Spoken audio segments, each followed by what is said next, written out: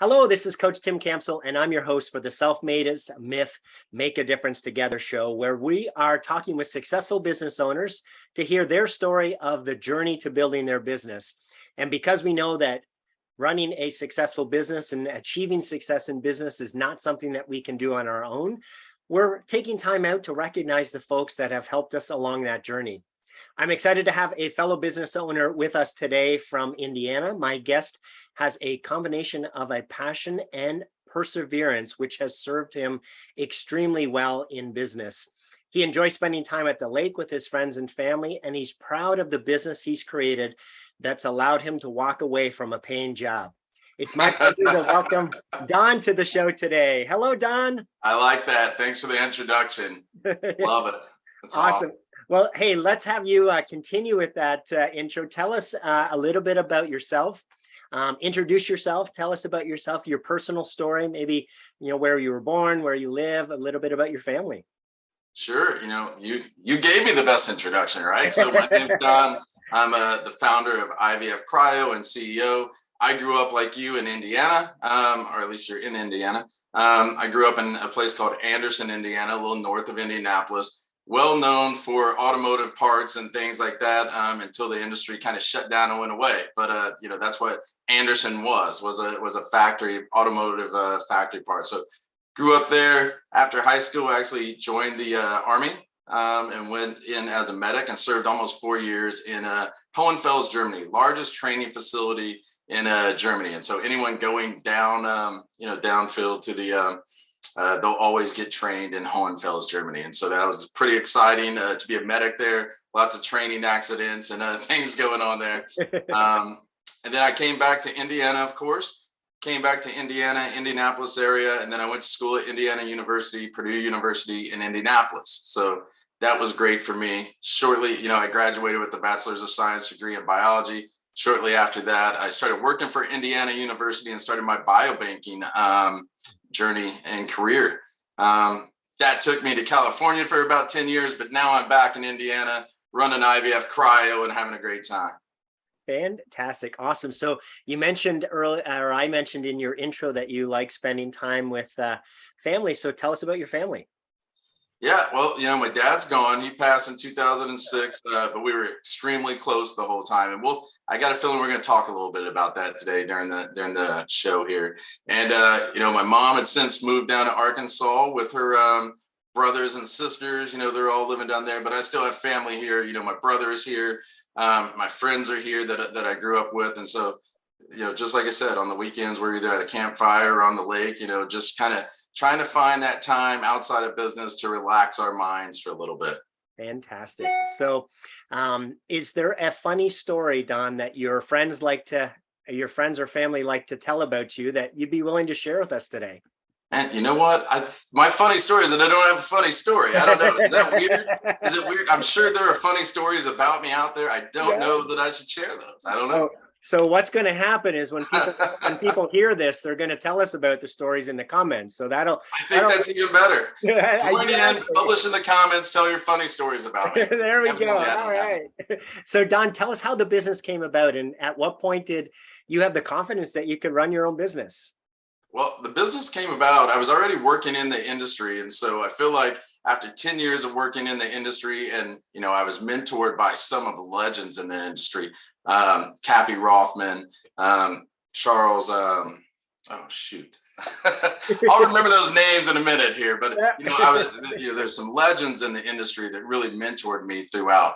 And so I felt pretty comfortable that I had all the knowledge. And then I've been around where we acquired companies and started companies and launched new products. So I felt like I could always run a business. And when I was a kid, my dad actually ran a landscaping business. And so if you ever want to know how to run a business, if your parents run a business, that certainly helps you out through. It does, yes. And IVFCRYO, it's actually what I think is a great story is that we came about as a necessity for the industry. IVFCRYO entered the market as a consulting firm to help mitigate the risk of specimen loss. And so at the time in 2017, 2018, there was some wide media coverage of cryogenic tank failures that had embryos and oocytes and semen in them and other reproductive tissue that were all lost or damaged due to failures. And it actually happened at multiple sites in very close proximity and timing, over and over and over again. And so it's one of the things that I was in the industry with, and there weren't a lot of experts going around that could help with this. So IVFCRYO entered the market right then. We were already thinking about entering the market, and so we launched initially as a consulting firm just to help mitigate that risk and help all the fertility industry learn what they can do to help prevent these things from happening. And as luck would have it, as we're going through and auditing these fertility clinics, we actually found that there was a greater need than just consulting, that they actually needed much more services for the industry to provide to help mitigate the risk. And so since then, we've launched shipping services, we've launched lab cryogenic move services, we've launched consulting, offsite storage. And so all of those are really based around risk mitigation and preventing specimen loss. Awesome. So for those listening who don't understand the industry, tell us a little bit more about your company and what you guys do. Oh, so IVFCRYO, again, our focus is risk mitigation, but we are a cryogenic solutions company that's specific to the fertility industry. And what that means is that the way specimens are kept forever is that they're frozen, and either they're vitrified, which means that they're frozen really quickly and really cold, but basically they're stored in liquid nitrogen until they're time to be used. And so what we do as a cryogenic company is we can sell you the proper equipment and help design the proper equipment for it to be stored in. Another thing that we do is help transfer that tissue from one clinic to another very safely with GPS and temperature monitoring and all these cool little features so that the client themselves can see that happening.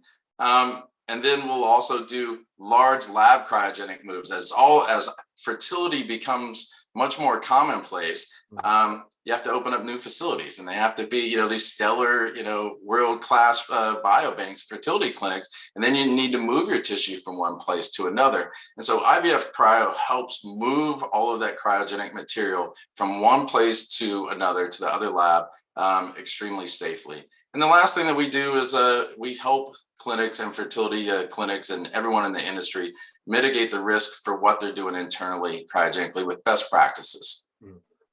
Wow, who I guess we should have thought it, but it's not something that's top of mind for most of us. So there's quite a lot that goes on behind the scenes, it sounds like. Yeah, exactly right. You would think, there's a lot to fertility, and then really, making sure that things are safe is a high priority. Yeah. Fantastic. So Don, share us a story where someone pushed you or inspired you that you could do it, even maybe when you didn't think that you could, and the impact that person had on you.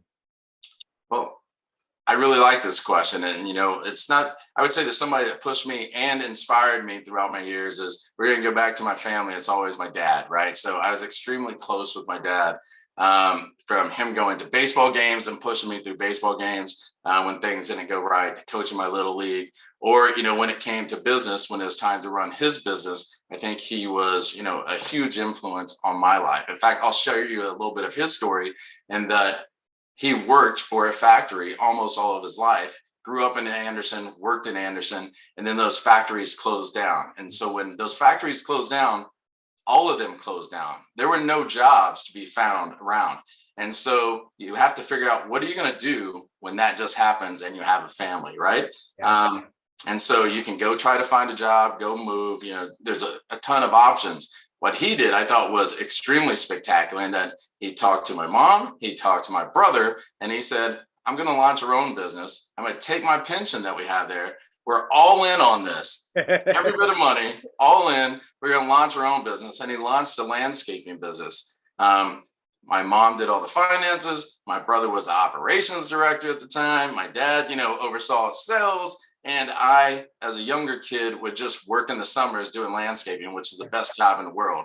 And so I think as a young kid, watching how he did things and how he was tasked with tough situations and how he handled those things, I thought was both inspiring and, he pushed me as well. And so even though he's no longer with us, he's always right there for me. In fact, IVFCRYO is owned by another LLC called IHOF, and it's IHOAF, and it stands for in honor of Arthur Fish. And so that just tells me every time I go in the building and I see the IHOF sign, it reminds me what I'm doing here and what my purpose is.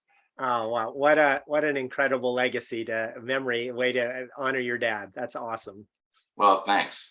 I really like it. Again, whenever you can go in the office and have a reminder of what's your reason, what's your why are you doing this, and how you should be acting and how you should carry yourself. That's the way I do.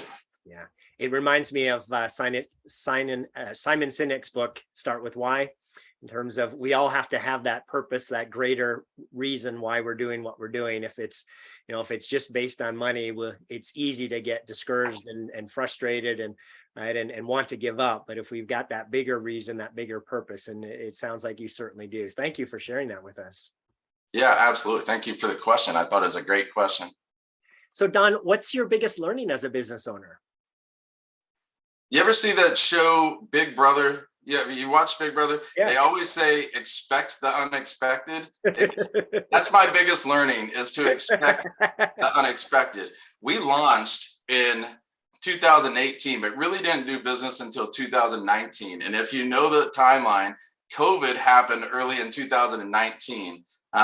Shortly after that, all the ruckus with political uproar. Now we're dealing with inflation. And so that I would say my biggest learning is to expect the unexpected and know how to pivot, right? And I think most business owners will say it doesn't matter whether it's COVID, it doesn't matter whether it's the economy, it doesn't matter whether it's inflation.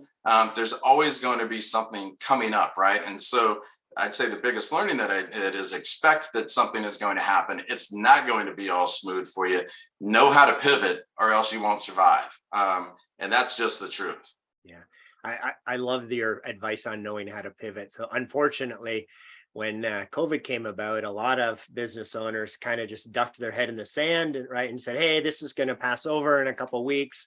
We'll all be fine. And a couple of weeks turned into a couple of years. And unfortunately, a lot of business owners who didn't pivot, are no longer around. And on the other side, the positive side of that, there are many who did pivot, right? And they actually came out of COVID significantly stronger than they went in because they just figured it out, right? They're like your dad's story. They're like, we got to do something. We're gonna figure this out, right? I'm telling you, and it's not easy, and I would never come down and say that someone didn't do the right thing during COVID, because no one could expect that. But all of the survivors, and I mean all of them, I guarantee you they pivoted in some way and they changed direction and they figured out how they can still do business, whether it's doing Zoom meetings online, or whether it's opening up a fast food lane, or whether it's doing delivery, or however it was. A lot of people that survived, in fact, I'd say everyone that's still open, pivoted in a big way. They sure did. Yes, it was definitely a crazy time. I'm not sure it's over. I'm positive it's over. Well, to your point, there's just going to be the next thing, right? Whatever that ends up being. The next thing, right? Now that it's inflation, now it's going to be something. There's always going to be some type of challenge. Expect the unexpected.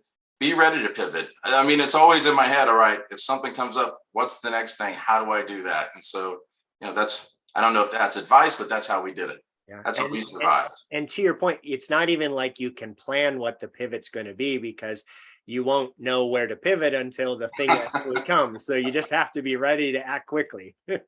Exactly. I was reading, I think I watched some of those TV shows, and I'm not sure, you can edit if we go over on time, maybe.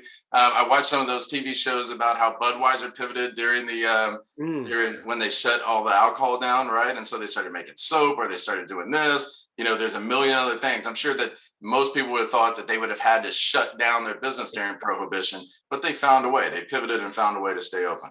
Yes, indeed.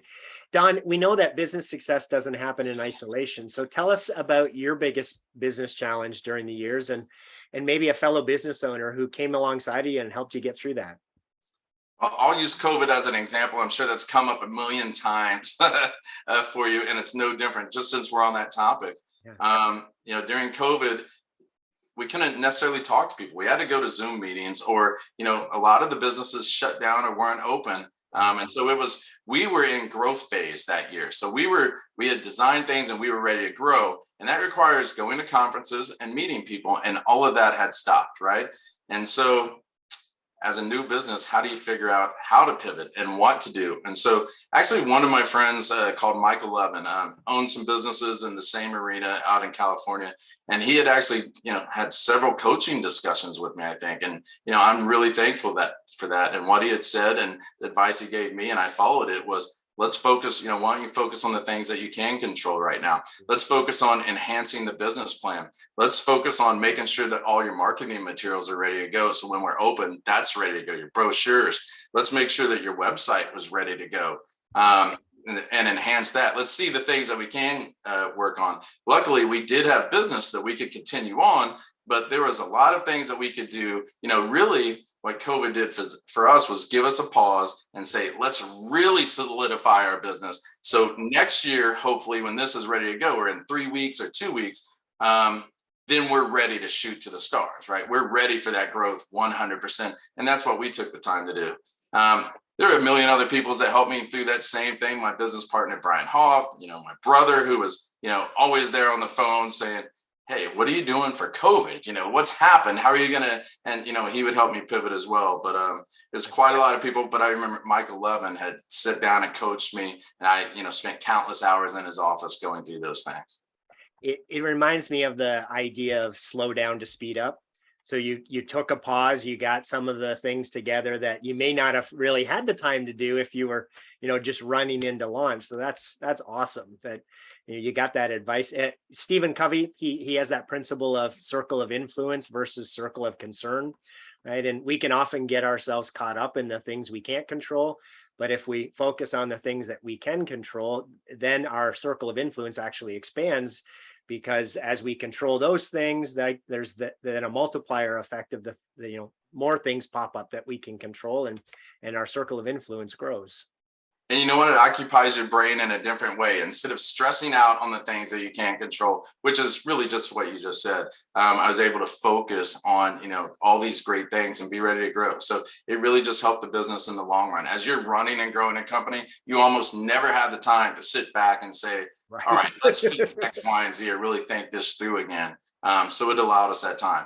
I don't want another COVID to come. Don't get me wrong. We utilize it to the best of our ability, I think. Yes. So for everyone listening, yes, we're not going to ask for another COVID, but maybe the takeaway is slow down, right? Take some time to focus on the items that you don't usually focus on, right? Get some of the fundamentals in place and get yourself prepared for the next level of growth. That's tough, though. That's probably the toughest thing, is that everyone wants to grow so fast. Yeah. And it's hard to do that with maintaining quality. And, you're going and going and going, no one's stopping. So I agree with you. When you get a chance, or maybe you make a strategic decision to take a few weeks to do that. In fact, that's something that we've recently done, is every year now, we try to take a week to at least do a strategic meeting that's several days to go through those. That's awesome. It's mandatory for all of our clients to come together once a quarter for a full day of planning the next 90-day plan, right? So that nice. Get out of the office, right? Get away from the day-to-day, commit yourself to that one day of planning, so that, when the next quarter comes, you're ready to hit the ground running. Love that. You mentioned mindset too, Don. It's like 90% of whether we're going to be successful is based on the messages that we tell ourselves in our head, right? Is that right? Yeah. I gotta start telling myself more positive things. Yes, indeed. Yeah. Yeah. Like, right. We all have these lies, right? That I'm not good enough. I can't do it. I'm not capable, right? Whatever they are. Right. And so the key is to recognize those and write down the opposite in a positive, affirming way, right? I'm not good enough. I'm more than capable, right? I don't have the knowledge. I'm ready to take on this, or I'm ready to learn. I am learning how to be a better version of myself, whatever that is, because the law of attraction says that we're going to get whatever we believe, whatever we think in our head.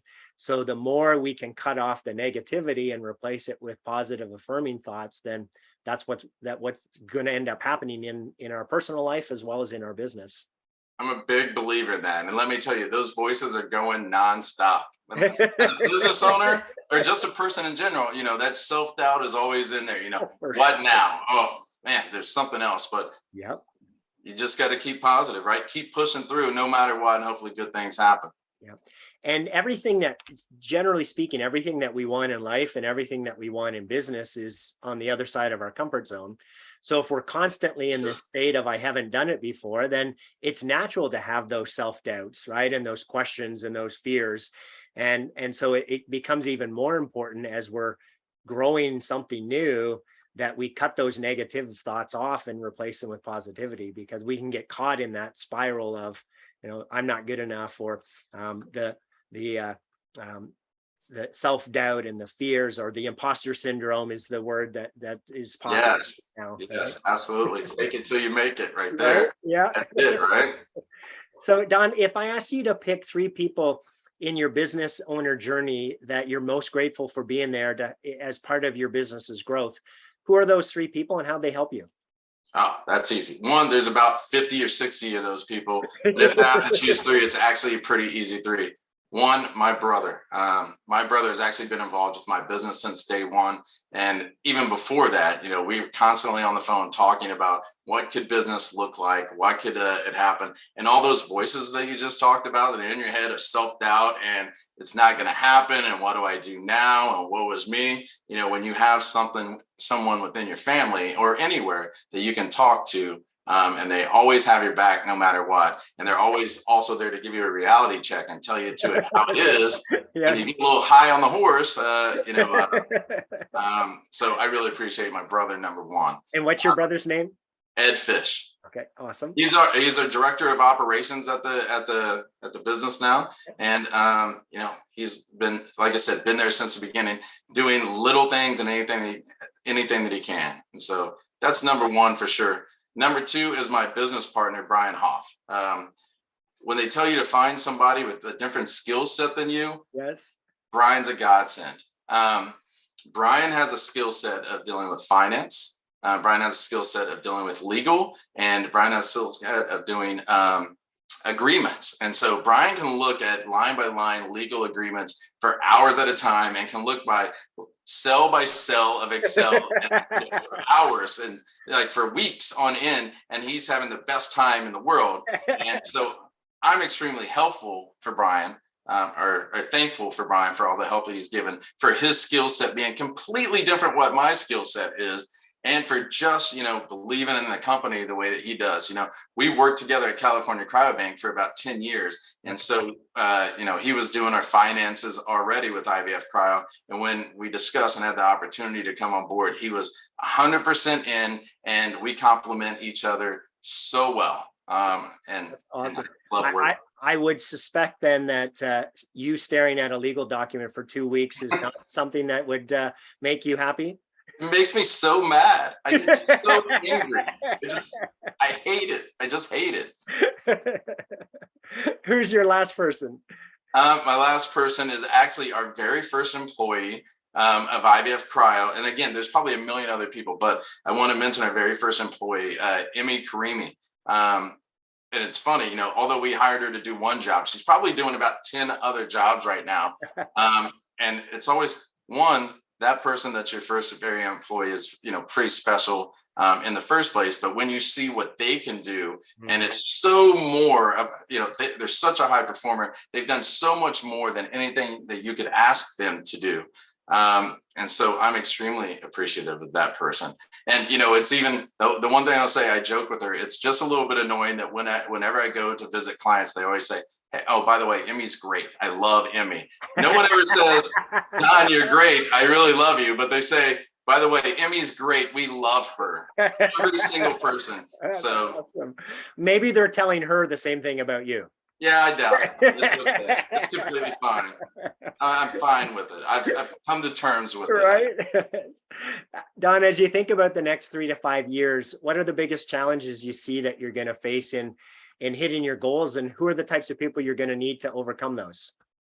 That's such a great question. Again, putting a COVID-like scenario aside, I think for us in particularly, it's about growth. We've we've taken that time, we've created the foundation. We believe we have the best products and services out there.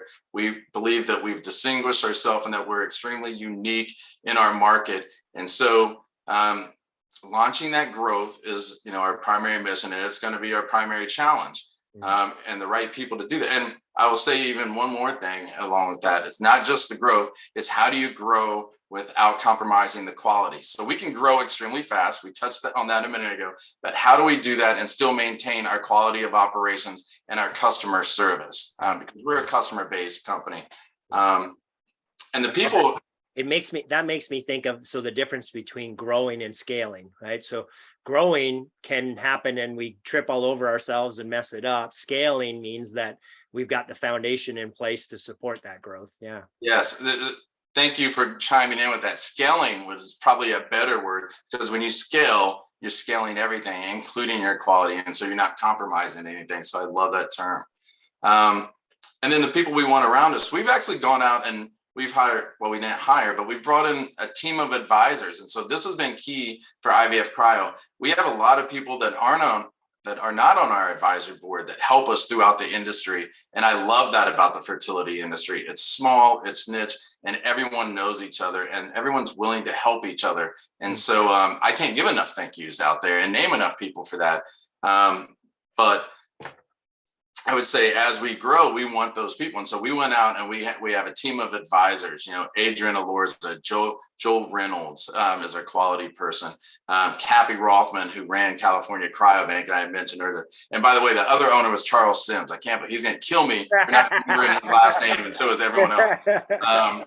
Well, now you recovered, so it's all good. You're recovered from it now, right? And so, that's how it's scaling. But then the kind of people that we need around us are people that have been in the business, who have been there and done that and can kind of help us and that are willing to do that. And luckily in fertility, there are a lot of good people that are willing to help us. That's awesome.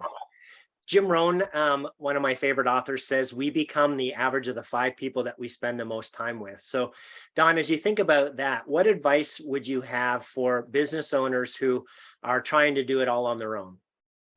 Yeah, don't try to do it all on your own. I get it, because it's your baby, right? But as soon as you have the ability to bring in other people and get their help, definitely try it.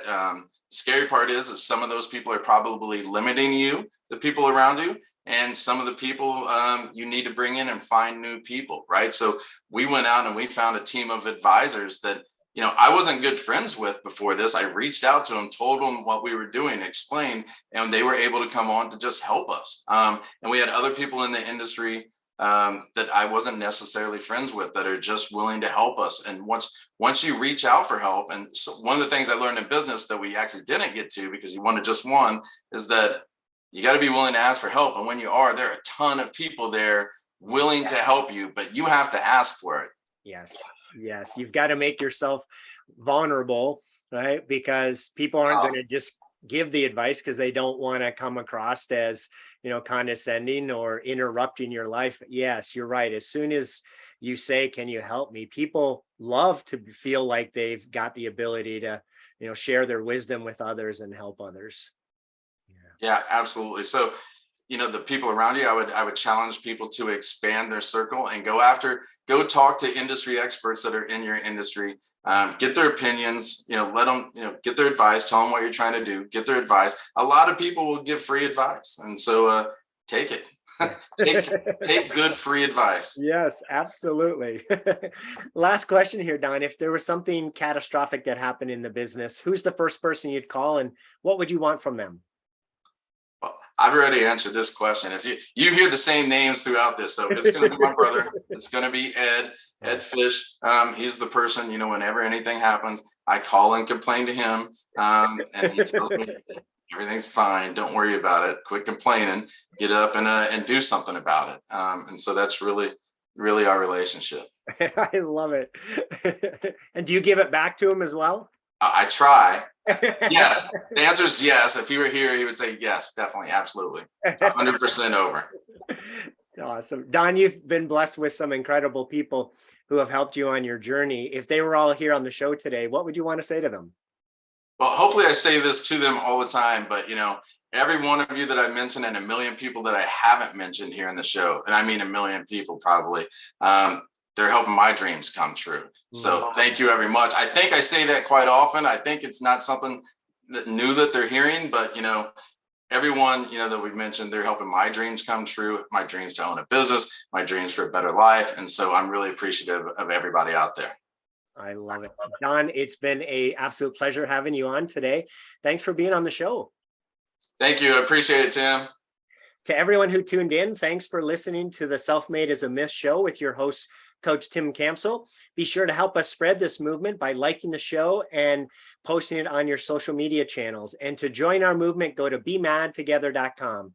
All right, folks, that's a wrap. Make sure to pay it forward, and we'll see you all next time. Take care.